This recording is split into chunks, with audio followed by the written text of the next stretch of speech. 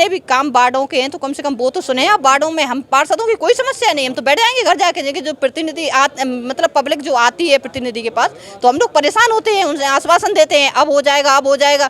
अक्सर आपको ऐसी खबरें सुनने को मिल जाती हैं जहां जनता अपने नेताओं के खिलाफ अपने क्षेत्र में काम न कराने को लेकर धरने पर बैठ जाती है, जमकर नारेबाजी करती है, सड़क जाम कर देती है। लेकिन झांसी में एक ऐसा मामला सामने आया है जहां जनता की सेवा के लिए चुने गए पार्षद ही धरने पर बैठ गए। करीब 30 पार्षद, जिसमें बीजेपी के भी पार्षद शामिल हैं, उन्होंने नगर निगम बिल्डिंग के बाहर धरना दिया है और बिल्डिंग के मुख्य गेट पर ही ताला लगा दिया है।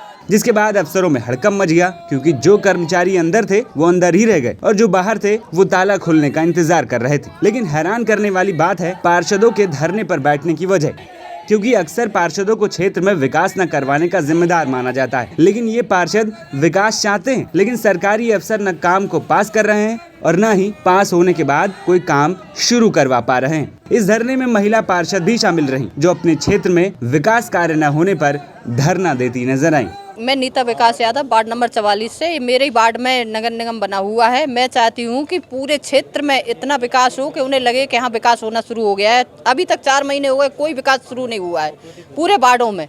जैसे जो पैसा आया, अब अखबार के माध्यम से ये जानकारी हुई कि फलानी रोड इस तरह से डल रही है, तो वो रोड आप डालें, हमें किसी रोड से कोई दिक्कत नहीं है। लेकिन जो पैसा आया है वार्डों के लिए, 60 वार्ड जहाँ ज़्यादा जरूरी है वहाँ काम तो कराना शुरू करें आप। जहाँ ये नोटिस चिपका दिए इधर उधर, उस पर कोई कार्रवाई नहीं।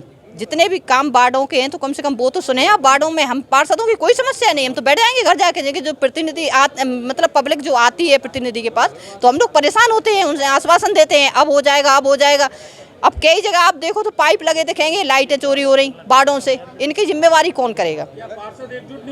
बिल्कुल बराबर एकजुट है, सारे पार्षद एकजुट। भाई नगर निगम में हम अधिकारियों के खिलाफ बैठे हैं, स्वास्थ्य अधिकारी और कई इतने अधिकारी हैं जिनको हमने लेटर दिए हुए हैं, कोई सुनवाई नहीं है उन लेटरों पे।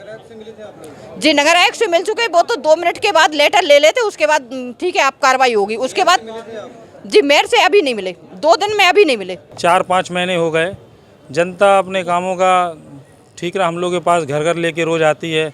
सुबह 6 बजे से 11-12 बजे तक हम लोग कभी कभी किसी को अति आवश्यक कार्य से जाना पड़ता है, तब भी नहीं जा पाते, क्योंकि जनता के कई कारण हैं। क्योंकि हम लोग वादे करके आए थे वार्ड में, तो जो पैसा आया था पार्षदों की ये मांग थी, सभी वार्डों में कुछ प्रमुख कार्य हो जाते तो जनता को लगने लगता है कि काम शुरू हो जाएं।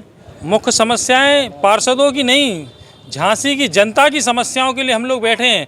हम लोगों की कोई समस्या नहीं है।